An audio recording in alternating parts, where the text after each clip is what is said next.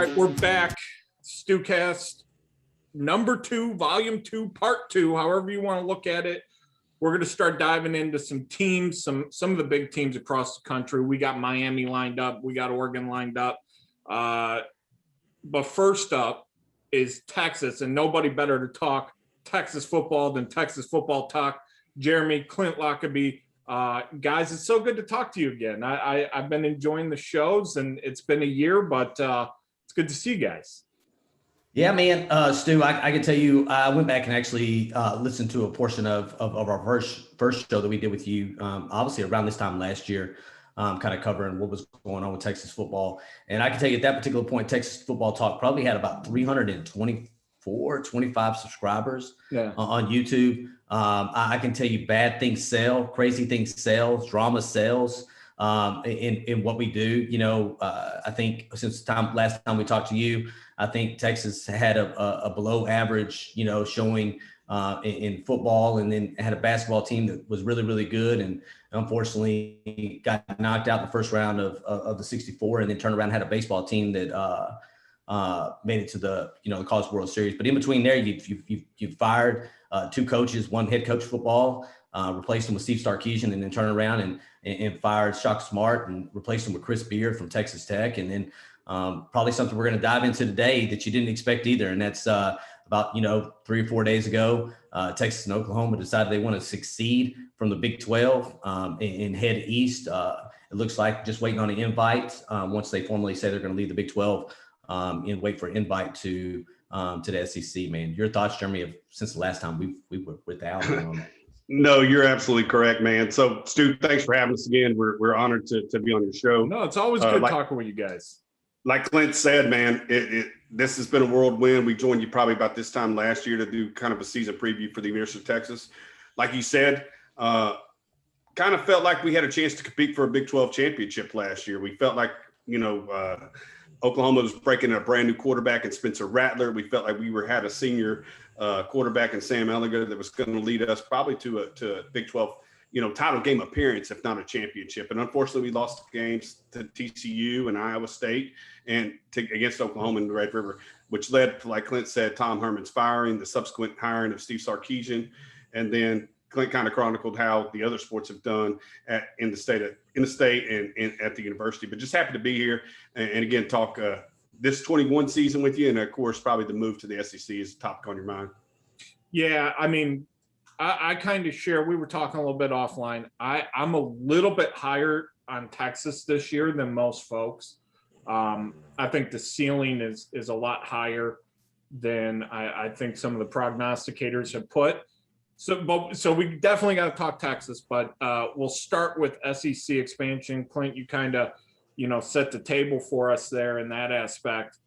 Look, and we're going to talk about it all week, folks. We've got Ari Temkin coming on from the Sirius College Football Network, Big 12 analyst there. He was actually, last picture I saw of him, he was talking to Coach Sark. So I'd love to get his view on it. That's coming up later this week, but I'll be honest. I'll lead off with this. I understand it. It makes a ton of sense. If you're a Texas fan, if you're an Oklahoma fan, if you're an SEC fan, it makes a ton of sense. I can't knock the hustle. The other part of me is a little scared / upset / just angry that this is where college football is going to be. And I think we're getting that shades of gray towards becoming the NFL now. You're going to start seeing that slip into it. Jeremy, where's your overall take with this and where it's going? Well, Stu, again, we talked offline just a little bit about why we had to make this move. Again, you're competing with Alabama, A&M, Florida, LSU. These programs in the SEC are coming into your state and taking your best athletes. And a lot of times, Alabama does it because they've won national championships. But the other schools haven't had the same history as in Alabama, but yet because they have an SEC patch on their uniform, it could say, we play the best. We can get you to the NFL because you're going to play against this guy every Saturday. That's the rationale behind the move in my mind. It's not about money.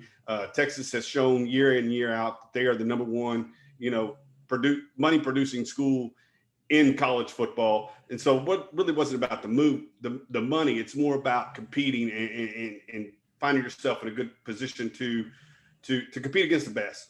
And we talked about the depth of the schedule that it's going to allow Texas, to play and what the game day experience is going to be. But like you, I feel like we're getting a lot of talk about welcome to the big boys.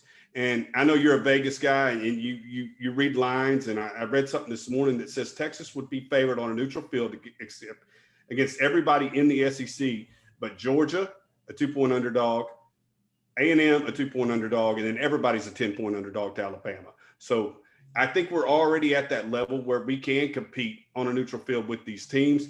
It's just a matter of getting our stuff together under this brand new head coach and with this experienced coaching staff and get ready to go after it. I may fight you on a few extra teams, or fight Vegas rather on a few extra teams that I think would be really interesting to watch. But Clint, it certainly opens up possibilities for Texas and to extend their reach, certainly recruiting wise. I know you just had an analyst from 247 on this week. From the Texas side of the ball, whether you like it, expansion or not, or feel like I do, where do you see this Texas program heading 2-3 years from now, 5 years from now? And are there any reservations about getting there? No, I don't think there's so many. I don't think really reservations. I think that, and I think, like Jeremy said, I think it's recruiting is the lifeblood of any college football program, and I think that we'd be silly to sit here and think that we're going to get 25 players out of the state of Texas every year, and we can go win a national championship with 85 scholarship guys from Texas. It's not doable. You know what I'm saying? Go look at where some of these quarterbacks have come from over the last couple of years. Hell, Hawaii, California. You're going to have to expand your reach regardless. But I think it goes back to being able to go against these programs. I think Texas hasn't had an issue going against really, really good competition over the last couple of years. I think our problem is where there's a talent disparity. We've had an issue going against teams where there's a talent disparity. And I don't know if that's playing down to your schedule or just playing up to the guy, being able to play Texas football. If you go back, and again, people will argue Georgia in the Sugar Bowl. They'll argue, LSU. Hell, I think Texas, if you go back and look at Texas, LSU in 2019 when LSU won their national championship, I think we had probably the best game against them, if not one of the best games against them. So I don't think it's so much playing to that level. I think it's playing to that level consistently. And if you listen to us, you'll hear me say, the SEC West is the best conference in football, bar none. The best division in football, and the SEC is the best conference in college football. Where do I see us in 3 to 5 years? We have a coach head coach that's been, a play caller in the SEC, and a damn good one. We have an offensive line coach or an offensive line / offensive coordinator in Kyle Flood, who has been a offensive line coach at Alabama. And we have a defensive line coach in Bo Davis that is, coached at Alabama. So to me, they know what they're looking for in trench guys. And I think that's really where it starts at, is in the trenches, both on the offensive and defensive side of the ball. And then you surround yourself with a good quarterback. Hell, you can see what Steve Sarkisian did with Mac Jones, who's a 3-star quarterback. You surround yourself with a good, manageable quarterback, and you get really, really talented wide receivers and running backs to surround those guys, man. So that's where we're at. I think within the next 3 to 5 years, I think we're going to play these big guys, man. And I think it's going to be absolutely wonderful football. These guys coming to Austin, us have an opportunity to go to Tuscaloosa, to Baton Rouge, to play between the hedges. Hopefully you can go to, Florida. To me, that's what it's all about. Now, what does it do to the rest of college football? We'll see. I think, what is it? The ACC's one school short of 16. I think the Big Ten is a couple of schools short of 16. Yeah. And really the Pac-12 is going to have to figure out what it's going to do, maybe pick up a couple of schools, but we'll see what happens. But I think right now, it's about money. One, if you can make $60 million a year, per school, when it comes to media rights, is what it sounds like, somewhere upwards $60 to $75 million a year. there's no program or president that's going to say, no, we're not going to allow these guys to come there. So, Stu, if I could real quick, because you asked me about, its appearance towards the NFL. And I think a couple of things have led to that. The transfer portal, if you've watched us, I equate the transfer portal to NFL free agency without a salary cap. I find a weak spot on my team. I could go out in the transfer portal. I could find kids to plug and play. NIL. Nick Saban came down to the Texas High School Football Coaches Association and told all these high school football coaches in the state of Texas, again, it's a recruiting tool, but said that his kid, Bryce Young, has never played a down of competitive college football, meaningful college football, and is worth $1 million. So the transfer to the NFL game, I think, is more not necessarily conference realignment, but more the transfer portal and name image like this has created this monster.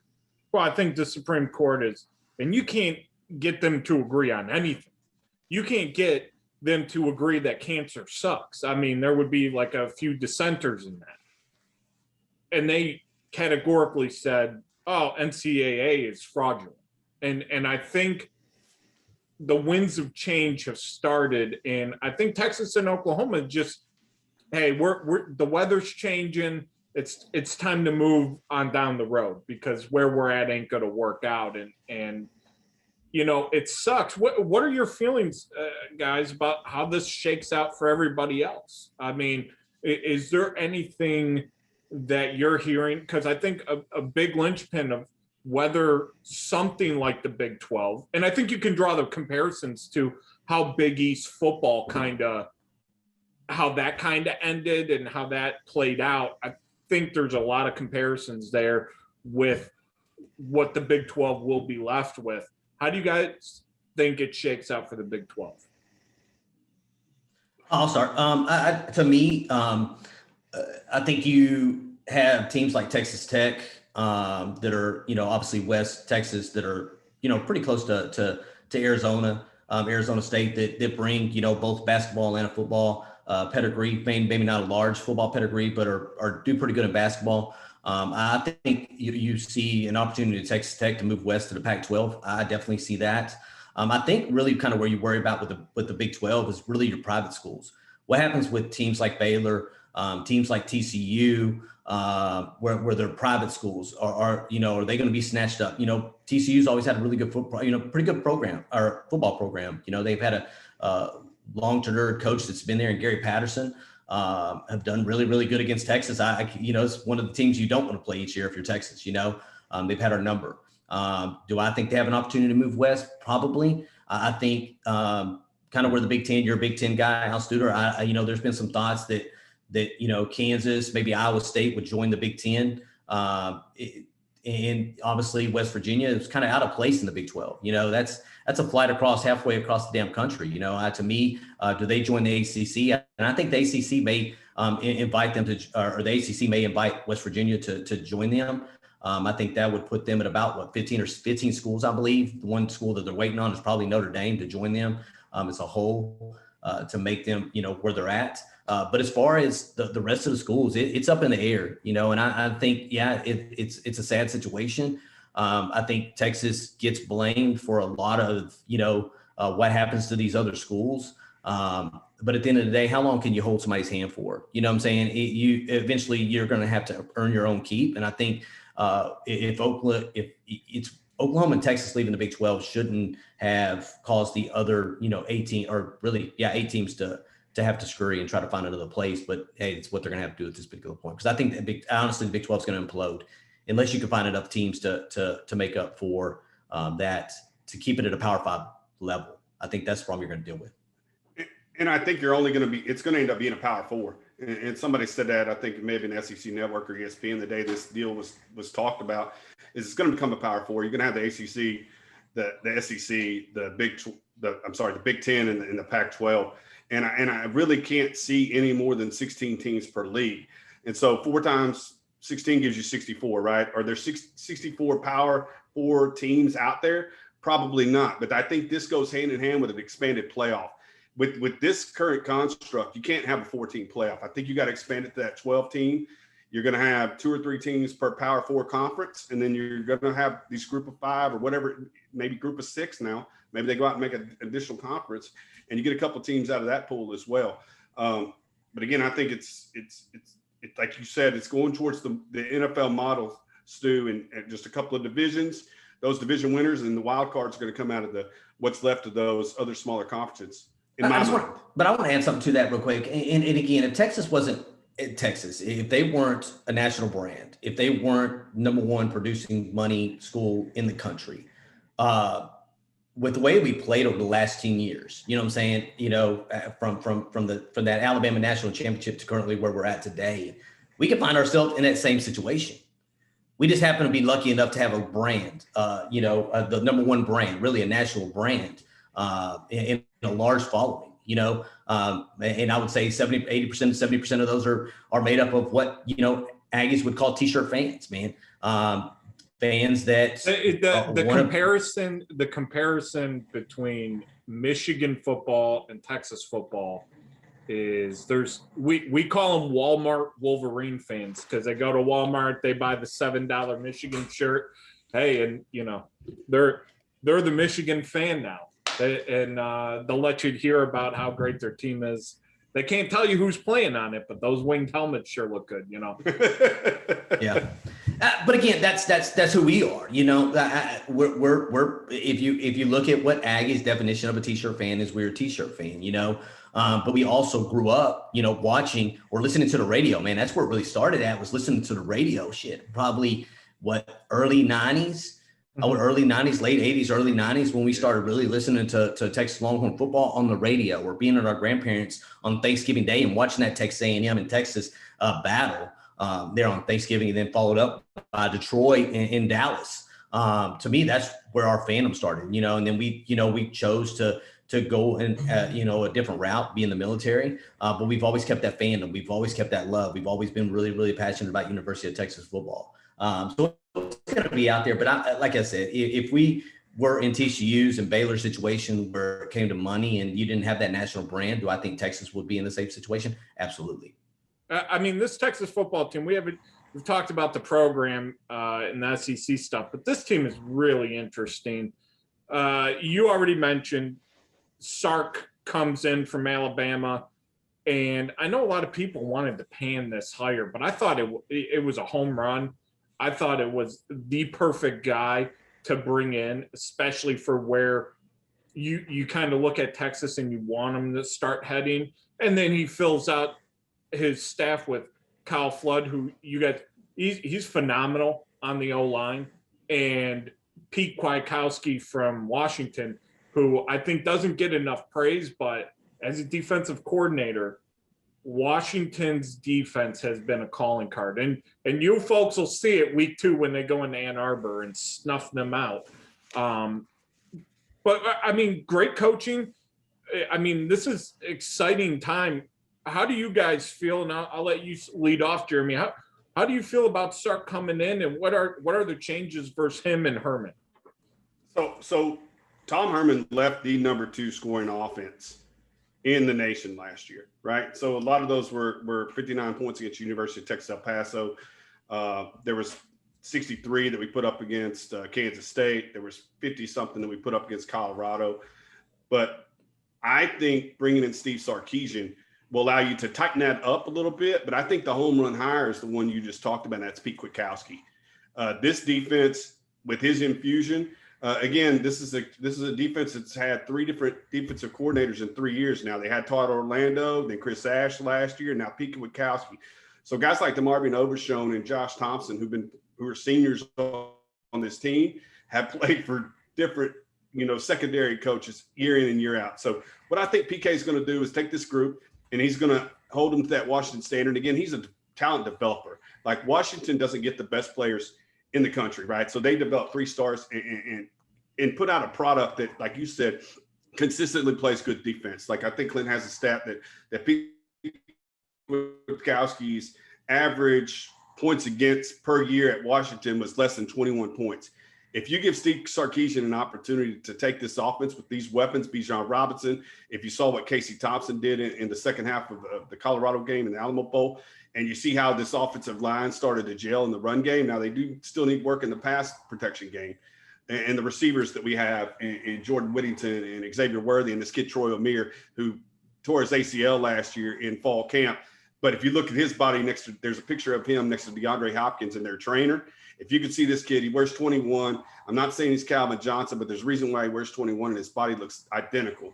But so he had a black jersey on in spring ball, but was able to make plays. So I think, like you hit the nail on the head, I think this offense with a little bit of infusion with Steve Sarkisian, with Kyle Flood, leading this group of linemen, and then PK, control this defense, I think we're in a really good spot. Clint, I think it starts and stops first conversation. Who's playing quarterback, taking over for Ellinger? I think anybody who watched the Alamo Bowl last year and saw Casey Thompson just dismantle Colorado, again, that was under a different offensive scheme. I don't know how well he's going to translate over into what Sark wants to do, but in my mind's eye, just from an outsider perspective, I'd certainly be more willing to roll the dice versus throwing Hudson Card in there immediately. Is that the general feeling, or is there still that 50-50 split about, who's really, because in the spring game, I don't know that you can say either one really differentiated themselves coming out of that.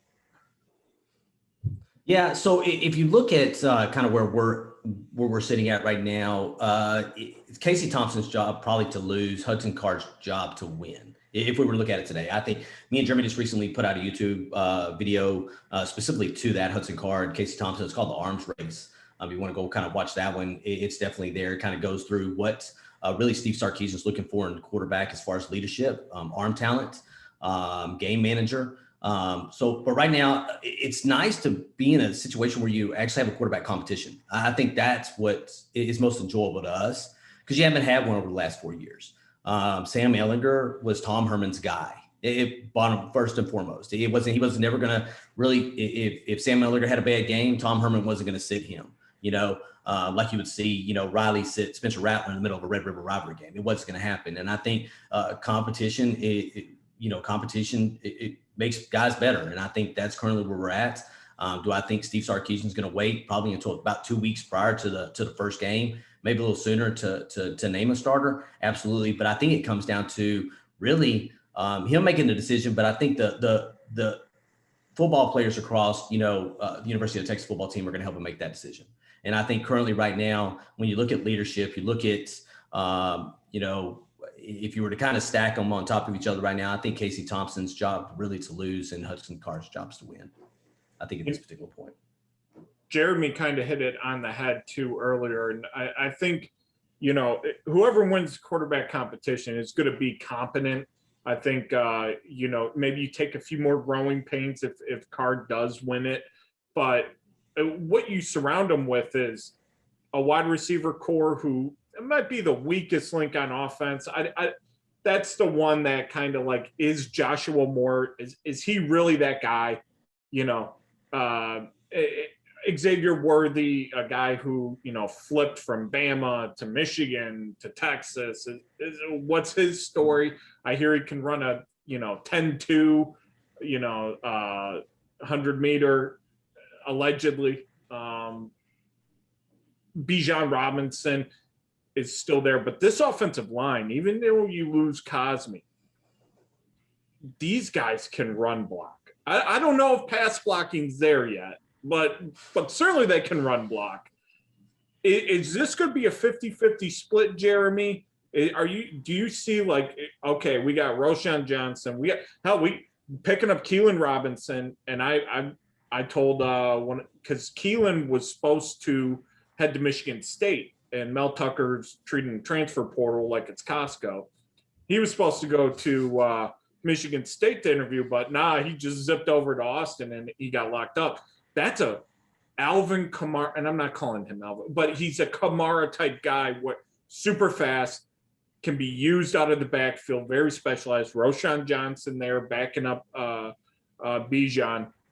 I mean, is this going to be a run heavy offense? Do you guys expect them to slow it down and kind of like Alabama did in certain parts of the year where they said, you just can't stop our run, and we'll throw it here and there and do that occasionally. Steve Sarkisian said that at Big 12 Media Day, Stu. He said, I have a kid in Bijan Robinson who I will give the ball no less than 20 carries per game. Like, he will average 20 carries per game. And there will be games when he will carry the football 30 times per game. And so he understands what his strengths are. And with this RPO offense, Clint spent some time, at some of his coaching clinics online, I'm trying to understand the RPO game and how it progresses to play action. And so it's very, very simple. And like you said, regardless of who is leading this team at quarterback, his offense is very quarterback friendly. Like, when they go to the line of scrimmage based upon the secondary's looks, they know exactly who progression 1, 2, and 3 are. But to answer your question, Bijan is going to be the bell cow. He's going to get the football as much as this offensive line can push him. And like you said, not only does Bijan get 20 carries per game, but I went back and watched Colorado's Alamo Bowl yesterday, and the big runs that he makes after contact, like 15-yard run, 41-yard run, 53-yard run, consistently big play. Put a hat on a hat, just like you said, get into that second level and let this kid work. And then again, it's going to create like, these quarterbacks, regardless of inexperience, have the best friend they could possibly have in number 5 in this offensive line's ability to run block. And hopefully, like, we feel like with Devondre Sweat, Keandre Coburn, Jacoby Jones, Moro Jomo, this defensive line under Bo Davis should take some steps this year. And we hope iron sharpens iron, and we hope their pass protection game gets solidified as well. But I think Bijan's going to be your guy. Again, down and distance is going to determine that. But I think you're going to see him get the ball. Steve Sarkisian said it 20 to 30 times a game. Clint, last year, Texas kind of reminded me of Ole Miss in the sense of it's all gas, no brakes offensively. Keep up with us if you can, but not a ton of long sustained drives, especially early in the season. And it felt like that really played into, Texas should not be giving up 60 points or 50 points to Texas Tech, and TCU, even though they're good, 35. But by the end of the season, it seemed like the light switch came on and there was a nicer tempo. They finally found a balance. Do you think this year this defense is going to be able to show what they showed late in last season? The glimpses, Deshaun Jameson, certainly he pops. He's a guy, I don't think he's getting enough love by any stretch. Some of the transfers you brought in, you got to replace Osai, but these guys figure to be on the field a little bit less. Do you think that translates into a much better showing, even though it's first year with PK? Yeah, I think it comes down to complementary football. And again, that all gas, no brakes from Steve Sarkisian is that he's trying to score every time every time you get a snap, he's trying to score. So yeah, obviously, as far as going slow, do I think, kind of going back to this offensive question real quick, I think it's going to be a lot of 12 personnel, 2 tight ends running the ball, play action, RPO stuff. But at the same time, he's trying to score. That's what he's trying to do. That's what Steve Sarkisian's MO is. Pete Kwiatkowski is the same thing. He's really aggressive. I think he's going to be aggressive. You're going to see guys that are going to be, 3-down linemen, 4-down linemen. Hell, that may, if you go back and look at Washington versus Alabama, not too long ago in the college football playoff, you'd have seen probably like 6 or 7 guys standing up on the line. But I think it comes down to complementary football. And I think that's what Steve Sarkisian and Pete Kwiatkowski kind of bring together. When you're talking about a defensive coordinator, you're looking at somebody that was up there in the Northwest for a long, long time. And there's not a bunch of guys that went out there and, try to just steal him away from there because they figured he would never leave. I think he took this as an opportunity to grow himself as a defensive coordinator. I think he wanted to come to one of the best offensive leagues to really try his hand at it because of his success at Washington. But yeah, I think it all comes down to what's happened in the trenches. And right now our defensive line is probably the best it's been in a long, long time. And I think that's really not just a 2 deep, but a 3 deep. being able to rotate guys out, but it also bringing in guys from Alabama, Notre Dame, LSU, and Ray Thornton with championship caliber really helps that defense out as well. And they brought some leadership traits from those places, from those national championship winning places. But I think that defensive line is what's going to help your secondary. And I think currently right now you have a bunch of juniors and seniors back there. I think we have one safety in Jaron Thompson, who's a sophomore. Outside of that, you have some seasoned guys back there that played a lot of snaps.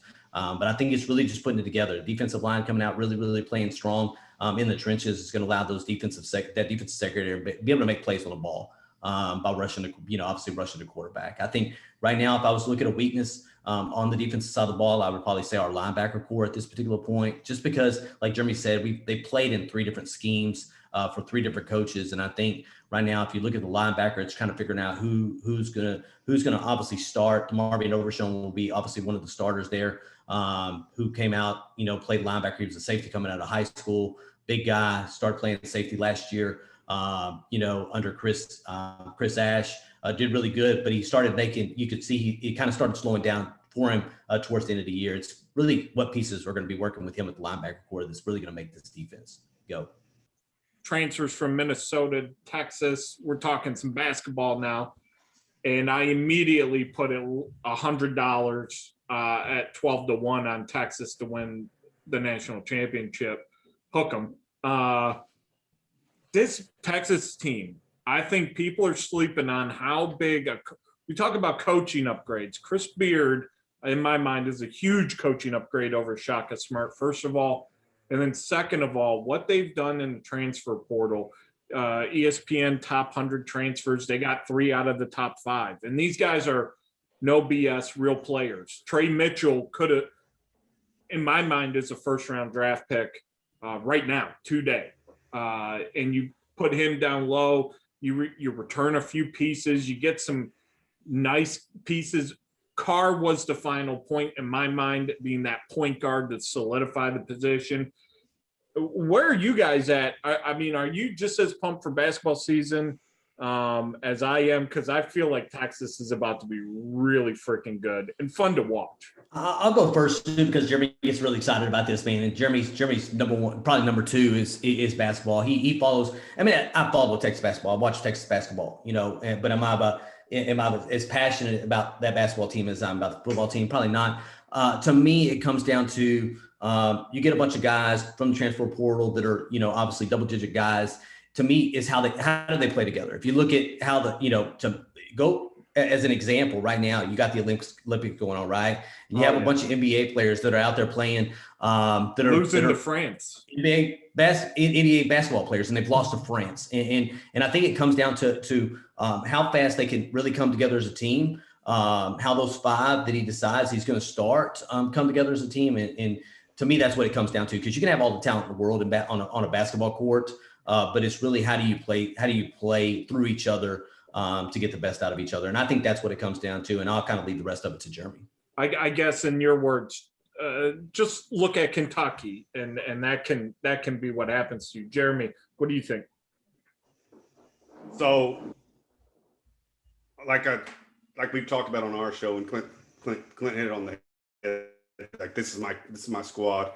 So when you lost Kai Jones, Greg Brown, Jericho Sims, and all these guys and Matt Coleman, you lost a lot, right? And when we lost that first round game to Abilene Christian, me and Clint were actually at a 7-on-7 tournament in Dallas, and the next week they fired Shaka Smart and they lost those 4 kids. They decided they were going to go on and play professional, and you guys got guys like Donovan Williams transferring out of the program. And so we didn't really have a basketball team in April. And then to see what Chris Beard has done, and you hit the nail on the head with Marcus Carr and Trey Mitchell leading this team. And there's 7 guys on this current roster that average double figures in points. And the depth of this roster is unbelievable. We had 4 guys that returned. They were Brock Cunningham, Jace Febris, Andrew Jones, and Courtney Ramey. One of those guys may start.